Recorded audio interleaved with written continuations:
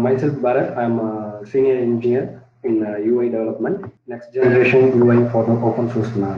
Here is our new sign up design page which is implemented using the color schema of open source nano, which now we are seeing a new dashboard design which we have enhanced to bring all the future things in single page. So the user can view all the informations over in the single page applications. So all the running instance he can see, all the failed instance he can see, all the projects which the user is related, he can view in single dashboard section.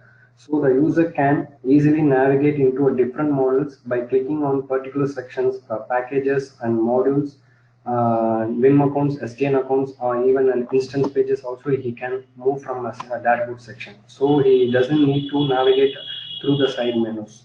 So all the information we are showing in dashboard section. Running instance is nothing but the running instance will show how many hours the running instance are running, and it will show all the running instances. It will show number of hours how the running instance is running. And now we are moving into the section of Vim accounts, and here we have redesigned all the list pages which will be easy to viewable for all the users. So all the predefined types we have taken into the selection, so easily the user can filter out all the options over here, and all the types which are given from the status from NBI, it will be listed as icon. So instead of text, the user can view as an icon, and he can easily grab the status of particular Vim accounts. Now, this is a new section which is designed for data center view in the map. Data center is located in particular location. So the user can add all the data center location while adding the Vim account. So we will be pointing the latitude and longitude based on the given input from the user. We will be placing the icons over there, and it will give all the informations of the running instances. Here we have a data center in Chennai data center. The one running instance is Ceros. So it will be listing all the running instances. For other information, if Japan data center, it shows no data, no instance available. So there is no instance available in this data center. So the user can click and see all the options and all the running instances where the data center is running. And this is a new section. Instead of going into the map view, the user can see the running instances from the list section, which Vim is taking the running instances and how many running instances it will be running. It can be shown over here. So easily the user can navigate into a particular running instance topology from the Vim account section.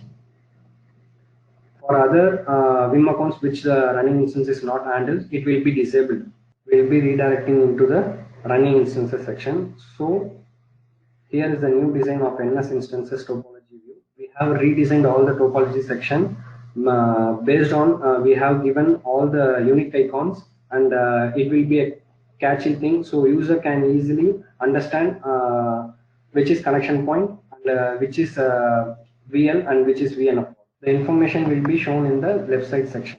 So the user can see all the topology in right side and the information in the left side. And now we are going to create a new Vim with the location based.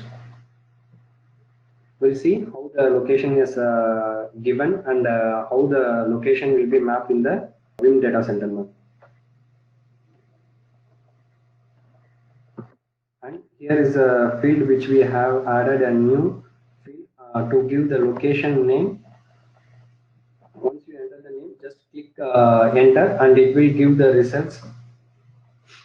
Based on the results, user can select the appropriate location from the result.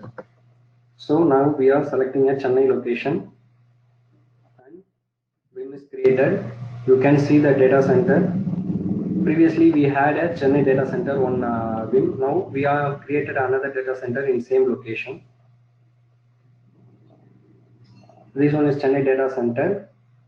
This one is what we have created. Based on the given input and selection from the result, we have cached all the latitude and longitude and in the configuration section, and it has been stored in the database. From the database, we are fetching the result of latitude and longitude, and it will be shown over in the map section. And that's it from the Vim side. Now we'll be moving on to the packages section. And here the packages section, the drag and drop and click here to upload files. We have implemented two ways of upload. Instead of dragging and dropping, the user can use the click option also. So it will be easy to click and upload. And if he uses a drag and drop, it is a multiple options we have given over in the section. So all the descriptors which we can drag and drop the upload the files, and he can click and upload the files. It will be uploaded. And same as NS package also, we have implemented same concept. Here, now we have redesigned the action section. The most usable action items will be listed over here, and sometimes we will be using some actions. So it will be listed in the action drop down. Now we will be moving into the NS topology section, and as mentioned, this is a new design which is implemented for easy information of nodes, and he can easily submit all the changes over here. By clicking on the left arrow button, it will show all the information of the NS packages topology details, and by clicking on the every edge section, it will be changed over here. So all the information will be listed in the left side. For more information, you can view the information icon. So for creating the edge, just we have to use a shift and drag. It will be connected between the two nodes. For deleting, we are implemented a double click option. More will be see how NS package topology can be used in drag and drop, and how the both the nodes has been connected. So now we have drop a VL and VN of D, and let's see how the connection point is established by clicking the shift and drag. So the user can view, so particular VNF to VL, it is connected, and we have given that connection point. This one is fully automated thing, so the user doesn't need to input the values. He can select the values listed from listed over here. Everything is automated. So now the connection point is established after selecting the particular result.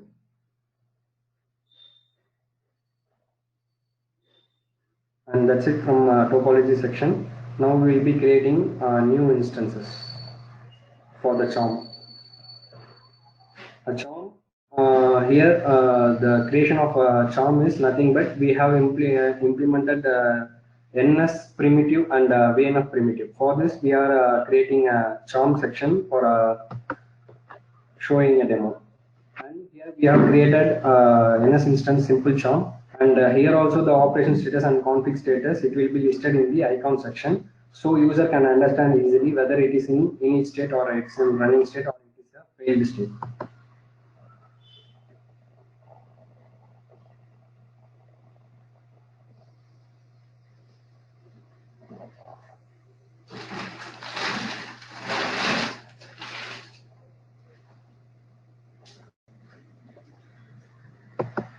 Yes, now charm is updated, and the status has been configured and it is in running state.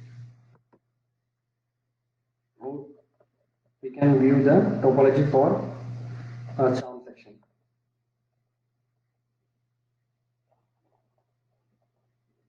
And we are entering into the executive NS primitive, and this section we have implemented two level of primitive types. User can use the NS level primitive or VNF level primitive. We have given the both the options. Currently the charm focus on VNF level, so we will be performing the VNF level primitive actions. This one is automated based on the selection. Actions will be performed.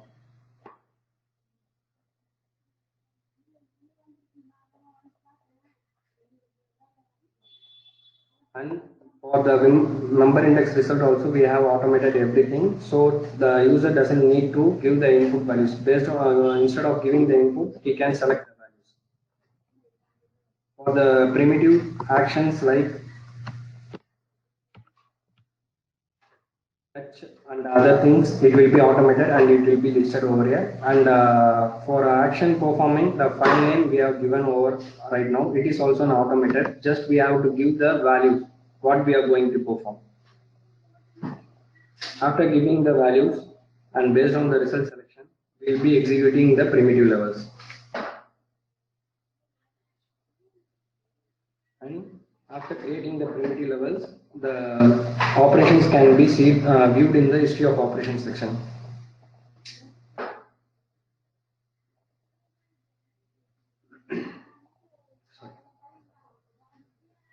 And this is the filtering option as mentioned. Sorry. We will be filtering all the options based on the selection state, and now we have seen only the completed state. So it will be resulting only the completed sections. There is no failed operations, so it will not be listed. So performed executive primitive actions, right? So it will be seen in this section info. Here you can see the file name is performed as home Ubuntu files to touch. It has been executed and it can be viewed in history of operations section. And now we'll be moving into the SDN controller. SDN controller, the new form design which we have implemented all over the modules. Same, all the validations and valid input should be performed. We have validated all the things using the validation methods. For example, now you can see the DPID is not valid section. So we are validating all the fields like IP, port, URL, and DPID. In this base, the form will be submitted. But if it is a record field, we'll be giving the user information. So this field should be filled.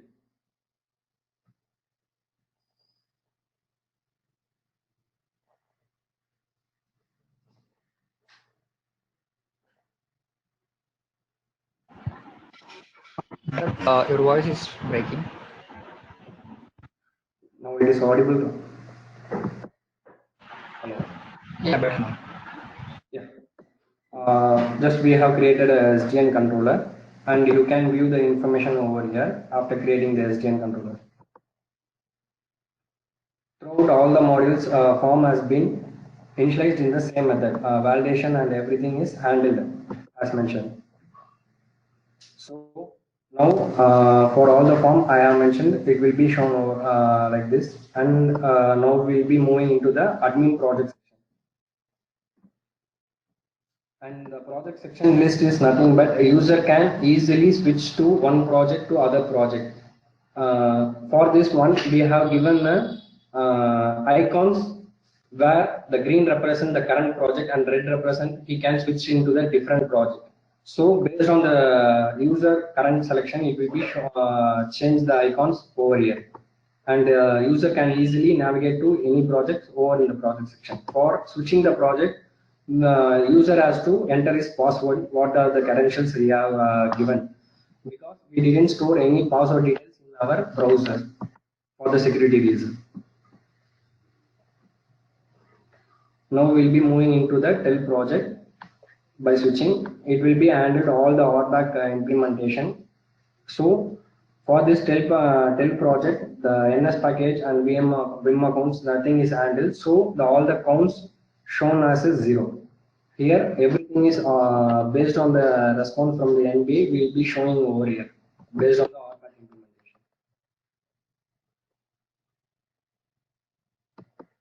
implementation. Then we have given the user to switch the project in 3 sections. One is dashboard, and another one is project, and another one is project data section. So you can see in header section also you can switch, or else you can switch in the dashboard section.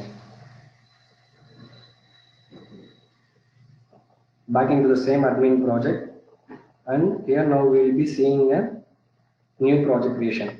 We have enhanced a domain name over here.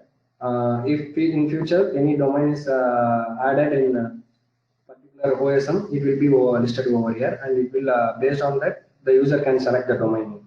Now we will be creating a project, and here we have shown a recently created project. It's nothing but the user created the last project name. That's it.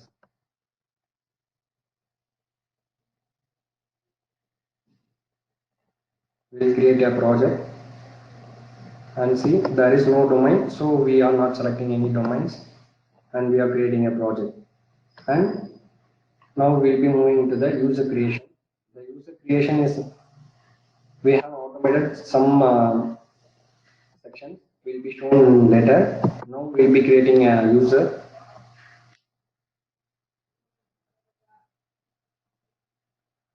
And here we have implemented a password policy. The password policy is nothing but it should be an 8 characters of minimum, and it should at least contain one upper class, one lower class, numeric and special character should be available.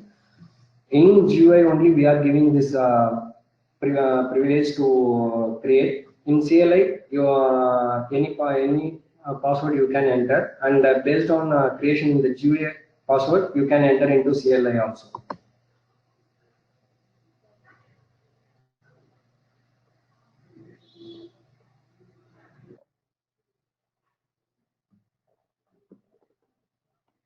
Our user is created, and we'll be moving into the project role mapping.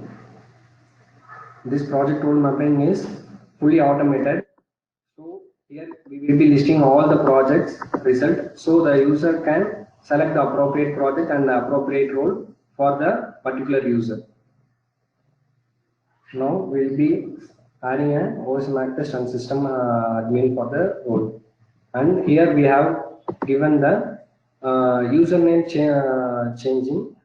This is enhanced new feature.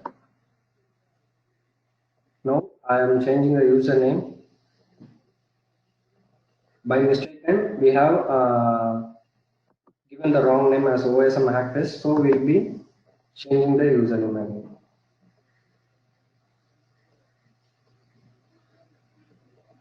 And now we'll be moving into the role section. In the role section also we have enhanced a new feature with permissions can be entered in the text mode, YAML permission, YAML section, or it can be a GUI section. Instead of giving a YAML text, user can preview the permissions in the GUI. We have listed all the permissions over here, whatever we have handled in the NBA. For all the permissions, we have given the green color as a true, and yellow is mentioned as a not available, and red is a false. So based on this selection, the user will be given the permission as default true or default false. Now we'll be selecting some permissions, how it will be shown in the YAML text.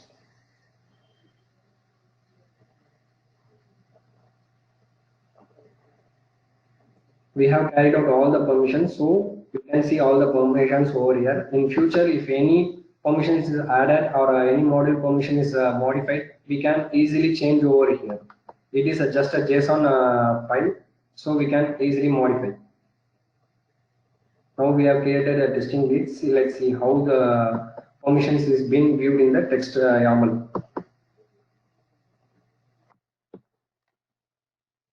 And preview also you can change anything. Now we'll be going to the edit section. The user can edit a role in same GUI, or it can be a text mode. This is an enhancement feature for the role. And here we are showing a OSM version. For some user in UI, we doesn't know which version of OSM are we using, so we are showing the OSM version over the header and in the login page footer section. And this is the video demo is completed. I will be showing a short reskin and mobile responsive.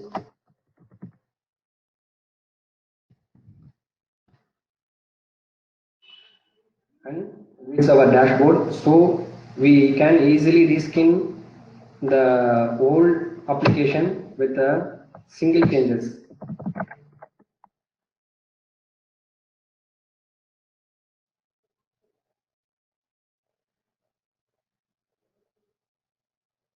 So you can see based on the OSM color schema given, we have changed the color over here. This color, and it has been changed over all the application. You can view in all the sections. It is easily we can reskinnable to any color. Just a second. Okay, I found this. So in this way, we can modify all the themes based on the given OSM color schema. Now we are going to see the how the language has been performed over here. So currently we have implemented 4 languages: English, Spanish, and Portuguese and German. Now we are in English section. We can move into the Spanish one. So everything is modified and changed it to the Spanish language. It is fully based on the we used Google Translate, and we need support for from OSM community whether the text has been correctly implemented. So we'll move into the English section. Now we can see how the iPad and iPad Pro is designed. We have designed in this manner for the portrait and landscape methods for the iPad. Now we'll be seeing the iPad. So we can view all the details user friendly in iPad and iPro also. Instead of desktop, the user can view all the details in iPad and iPro. That's it from my demo. Thank you. Any questions? So Bharath and Ramesh, thank you so much for the presentation and demonstration. I'm not sure if we have any questions, although actually there's one on the chat. It looks like is NGUI HA high availability ready? Is the question. Are you Yes, able so to so in principle, yes, by design, we have ensured that it is stateless for the different transactions. So we are currently testing that, so that should get, we should be able to close that in the next sprint.